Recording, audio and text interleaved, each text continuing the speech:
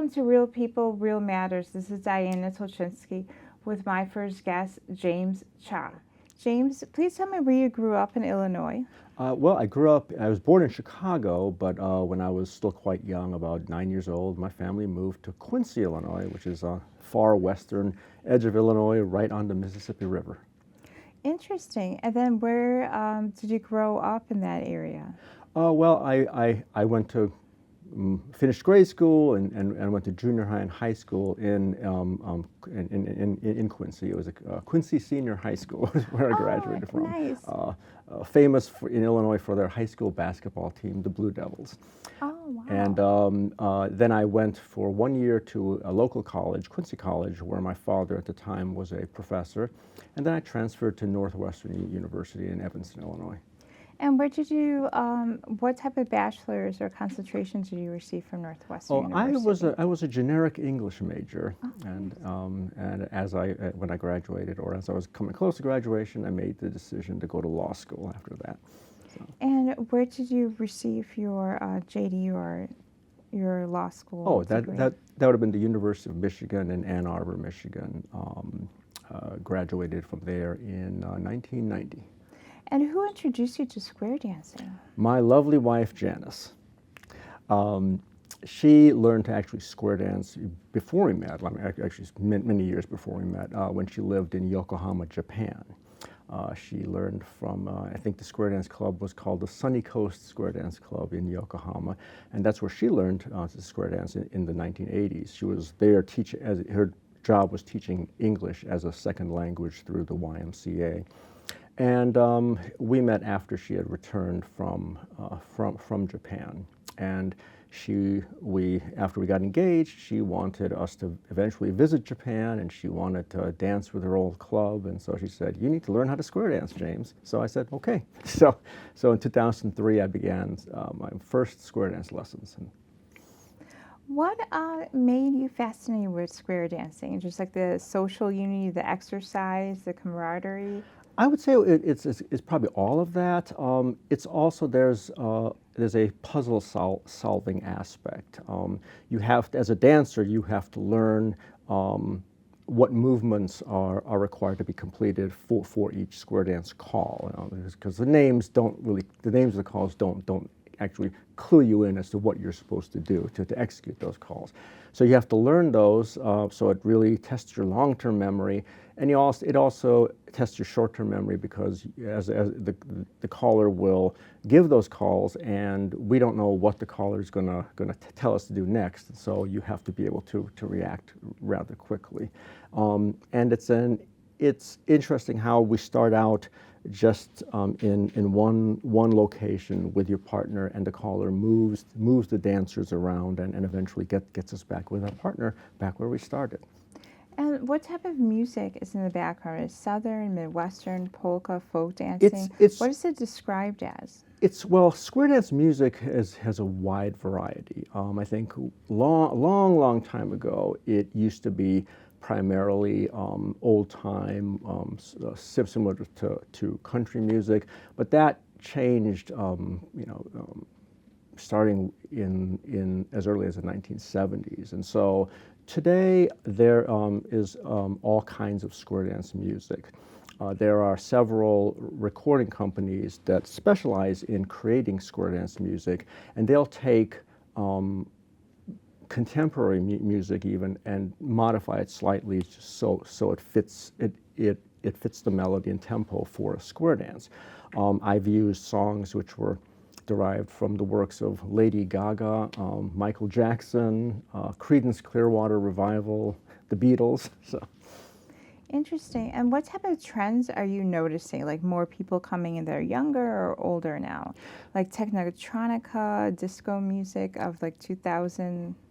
Well, I think our demographic usually, I guess you would describe them as empty nesters. It's people whose children have gone to college, and also folks who are maybe nearing retirement or recently retired and are looking for something to do. that's a general group. I would say as far as trends go, you see, square dancing had a big heyday in the 1980s and the first part of the 1990s. Gradually, the numbers of dancers in square dance clubs dwindled. But I think at least in certain areas like the Chicago area in Illinois, and I know parts of California and on the East Coast, there is a resurgence. We're starting to clubs are starting to get more members, and square dancing is starting to grow. And tell me, what is the story that made you a caller? I mean, like caller versus a dancer. Like, when did you become a caller? That is also due to my wife, Janice. Unbeknownst to me, she had signed me up in 2016 at the state convention for an all-day caller clinic. You know, learn to be a square dance caller, and she informed me that she had signed me up for that. So I was going to spend all day that Friday learning to be a caller. And at the time, I didn't think I would ever really be a caller. I think my comment to her was, well, maybe it'll make me a better dancer. But I ended up being very intrigued by being the person who's the puzzle solver. A non-square dancer once, upon watching a square dance, made a comment that it looks like a giant human Rubik's Cube. That there are 4 couples and they start out in a certain geographic location, you know, like a square formation, and the caller's job is to move everyone all around that dance floor and then get them back home. And so it's quite the challenge to remember which dancers are partners and where their home spot, their starting location was, and to get them back in that position. So that the challenge of learning how to do that really intrigued me. So I just stayed with it. And how many students are involved in your classes this year or last year, like your enrollment? Well, we I think had 2 classes running. Well, that I taught 2 classes on Tuesday evenings, and that one set started from September to January. I think in that class we graduated probably 8 or 9 people, and then the second class, again, a brand new beginners class, started in January and ended in May. And we again graduated about 7 or 8 people at that point. So, and most have joined the host club, the main one I call for, Glenview Squares. Is there a beginner, middle, and like higher end class like you can take to Glenview Park District? Like, what's the beginning class, intermediate, and like when do you become like advanced to go to state? Well, we teach what's kind of a fairly recent dance level program. It's called the Social Square Dance Program, which consists of approximately 50 square dance calls. And we can take a beginning student and in 14 to 17 weeks, teach them all of those 50 calls, and so they're able to start attending our club dances as well as there are now several clubs in the Chicago area who also teach and dance at that dance level. If people want to, they can just stay at that dance level, and they will always be able to dance. As you mentioned, there are state conventions and even an annual national convention for square dancing, and those conventions do include dance halls where anyone who knows the social square dance program can dance in those halls. If people want to learn more, there is a higher level called Plus, which consists of approximately 100 calls. And so a person who knows how to dance at the social square dance level, he or she can learn 50 more calls and then be a Plus level dancer. Glenview Squares, we pretty much just teach through the Plus level. There are higher levels. There's a level called Advanced 1 and 2, and then there's an even higher level called Challenge, and that has, I think, four levels. And where do you go to state competitions or national competitions? What are they for square dancing? Well, it's not so much a competition as a convention. The state convention in Illinois is held in late July. The location can vary. We've had state conventions as far away as Springfield, Illinois, and as most recently as close as Rosemont, Illinois. Next year's convention will also be in Rosemont. There, it mainly consists of a lot of dancing. Callers will also put on certain workshops to teach either introduce dancers who are comfortable at one dance level to a higher level, or introduce kind of special dances from unique formations. And it's always a lot of fun. There's dancing throughout the day, and in some years we've had a light-hearted competition, and it's called Last Square Standing, where the top callers who are at the convention will call increasingly more difficult material, choreographic material. The goal is actually to cause the dancers to make enough mistakes that their square breaks down, and then the square the 8 people in one square who survive all that to the end, that's called the last square standing. But that's a lighthearted competition. Oh, nice. And they also do that annually at the National Square Dance Convention. If someone wants to be a caller, how long does that take from beginning to the end, or is there like constant routine to be? There's no end to learning. The best callers that I've danced to and who I've learned from have been calling anywhere from 30 to 60 years. So it probably takes a couple of years just to sort of be able to call material well enough that people can dance to you. But I think it would on average takes a caller 5 years before you really know what you're doing. But then from there you also realize that there's so much more that other more senior callers are able to do. Their levels of creativity which we haven't reached yet, and so you realize there's no end to the learning.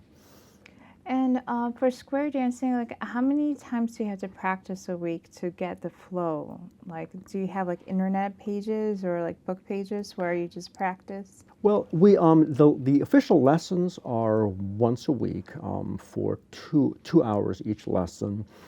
There are occasionally, like some callers, like I will offer like a Saturday morning brush-up workshop. So where we will go over what the students have learned up to that point. In addition, there are online instructional videos. A square dance club not far from here, North Shore Squares, which dances in the Evanston, Wilmette, Winnetka, and Kenilworth area, they have painstakingly created a series of instructional videos that are quite good, and each one is only like 3 or 4 minutes long, and so a person learning to square dance can watch those videos and get a refresher on how to execute each of the calls. How important is for seniors and young people to socialize throughout the dancing?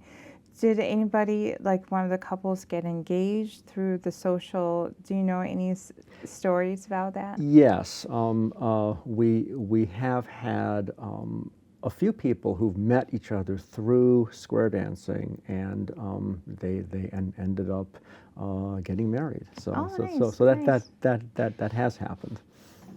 And how does, I guess, like discipline and social activity help with Parkinson's or Alzheimer's, preventing that, knowing that a senior could go to a social dance and then just socialize without, I guess, restrictions or time restrictions? Well, I think square dancing is a very good activity for older people to keep active and to keep both physically healthy and mentally healthy as well. it is the constant walking is like a low intensity aerobic activity, so that's very good for maintaining cardiovascular health and getting nice blood flow throughout the body.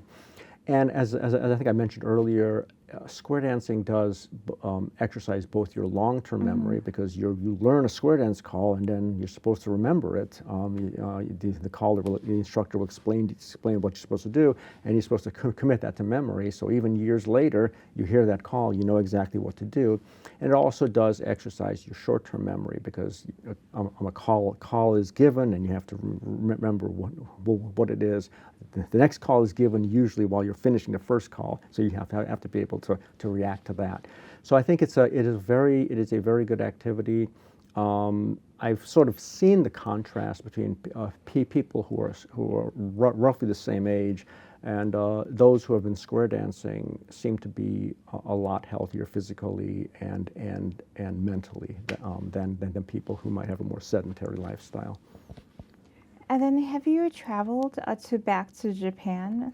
Yes, after I learned to square dance, kind of right after I learned, Janice and I took a trip to Yokohama, and we did reconnect with her old square dance club, and it was I went to one of their lessons, and I danced with them there, and then we were invited to a larger regional dance, which took place I think on a Saturday, and it was all day long, and it was quite fun, even though I don't speak any Japanese. Although my wife is pretty fluent at it. All in square dancing, all of the calls are in English, so you can go anywhere in the country and attend a square dance. And even if most of the people don't speak English or whatever a person's native language is, square dancing is kind of that universal language. All the names of the calls are all the same. We've had fellow square dancers who've gone to as far away as Sweden, and have been able to attend like national conventions there, and they've reported back it was a wonderful time. So. And how different is square dancing versus polka dancing or Southern line dancing? I know Southern line dancing was really but how different is that genre for Americana dancing? Well, it will be different. I mean, for one thing, the starting geographic shape is a square. You have two couples facing each other, kind of north-south, and then two other couples east-west, and you're really just in each dance set, which is called a tip. You are interacting with those other 7 people in that square for the most part, unless the caller does something interesting and unique where they have people move on to a different group. But that's kind of an unusual form of choreography. And do you have any tips for, I guess, young adults or senior adults trying to get into, not to be intimidated?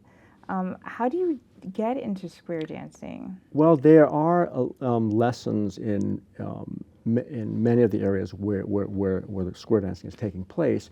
In Glenview, in particular, we will be starting lessons the first week of September at St. David's Episcopal Church in Glenview, Tuesday evenings, 7 to 9 p.m. There will also be lessons offered at the Patty Turner Center in Deerfield on Thursday evenings, also starting the first week of September. So anyone who wants to learn square dancing can just drop in.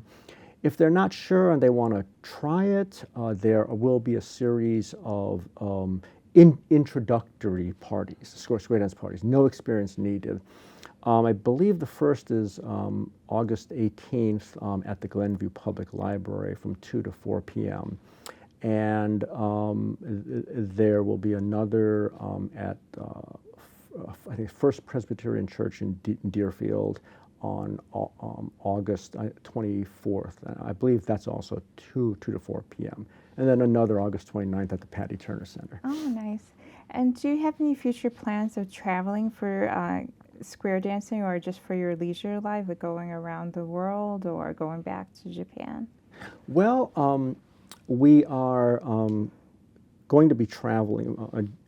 Janice and I will be traveling to Greenville, South Carolina, in this next spring for the Caller Lab convention. Caller Lab is the international organization which sort of governs square dancing. They're the organization which develops the different calls and determines which calls fall within which dance program, and they also provide a lot of training for people who want to be callers or for people who are existing callers who want to learn more and become better at the craft. And so they have an annual convention in the spring, and so Janice and I will be traveling there in April. I do have the hope to return to Yokohama with Janice and to do some calling as a nice. guest caller for her old club in Yokohama. That's on my to-do list post-retirement. And do you have any tips for, I guess, for potential callers? Like, how do you get into calling, and then like, what is like, I guess, the calling of being into square dancing? Well, if a person is interested in becoming a square dance caller, they should first learn how to square dance. But and that's usually where you'll find people who want to become who think they may want to become a caller. They should approach any of the local callers and then ask one of us for advice, and we can help them find out where there are going to be caller schools, because there are a number of square dance organizations, caller organizations, which offer caller schools that can range from 1 day to 3 days to a whole week. And they're in different parts of the country. I believe there's one coming up in November in Minneapolis, Minnesota, for example. So, and anyone interested can approach one of us local callers. We can help them get started and then also direct them to different options for more intensive schools which they could attend. Oh, nice. And like, is square dancing a big investment for seniors or for young adults? It's actually very inexpensive. I mean, the average cost to attend a dance is $10 for a 2 to 2.5 hour dance. So it's not it is a not very expensive hobby, or vocation for a person to get involved with. Being a caller is initially a little more expensive because there's sound equipment which one has to purchase, a mixer amplifier and a speaker set, as well as a microphone. So. And do you have any plans for retirement, like traveling or picking up language or picking up any additional hobbies in square dancing? Well, I will probably retire in a couple of years. I do want to learn to at least be somewhat fluent in Japanese, and that ties into my plan to return to Japan with my wife Janice and hope to do some calling there. And otherwise, I would like to teach square dancing more often, perhaps have classes offered for retired persons in the daytime as opposed to exclusively in the evening. And I would just like to call more dances. And how did square dancing change your life from just like a professional versus like, how did it change, professional lawyer versus a square dancer versus a caller? Well, it pretty much transformed me from a more introverted person into a much more outgoing person. I think by nature I'm somewhat introverted. My wife is the polar opposite. She's an extrovert, and really through her efforts I got into square dancing and to calling, and that's made me a much more outgoing person, and I've really I would say developed a lot as a person through just knowing a lot more people and interacting with a lot more people on a regular basis. So it's definitely been a positive influence in my life. And for your, I guess for nationals and everything else, is there a specific uniform or a specific type of like American flair they have? Like, You know, there used to be a traditional square dance attire, and the men would wear a certain kind of shirt and a bolo pins, tie. you will get Yeah, pins. and women would wear the crinoline skirts and all that. Yes. And while everyone who attends a dance or a convention is more than welcome to dress themselves that way, there's no longer that requirement. And I'd say most people don't dress in traditional square dance attire or in any kind of club uniforms. There are clubs which might have a long sleeve shirt, which would be the same color and have the club logo on it. Some clubs might have a blouse of the same color, same logo, but that's really optional. Again, there's no requirement. People usually will wear just a club badge Oh, nice. to signify which square dance club they belong to. The caller usually identifies himself by wearing a Oh, Collar Lab nice. shirt or our Collar Lab badge, and so. And do you have any affiliation with the LGBTQ? Like, how friendly is the Glenview Squares and the affiliation in general? I'd say very friendly. One of the clubs that I love to dance at and to call for on occasion is Chi-Town Squares, which is an LGBTQ club in the north side of Chicago. Probably has the best dancers in the state of Illinois, I should add, as well as a couple of outstanding square dance callers. So it's a very fun club to dance to call for as well. And at Glenview, all of our members are always thrilled when members of Chi-Town come and dance at one of our club dances. Great. Thank you, James Shai, for this very interesting and informative conversation about square dancing. Thank you very much, and thank you for inviting me to be on this program. Oh, thank you. Thank you for watching Real People, Real Matters. This is Diana Tulchinsky with my guest, James Shai.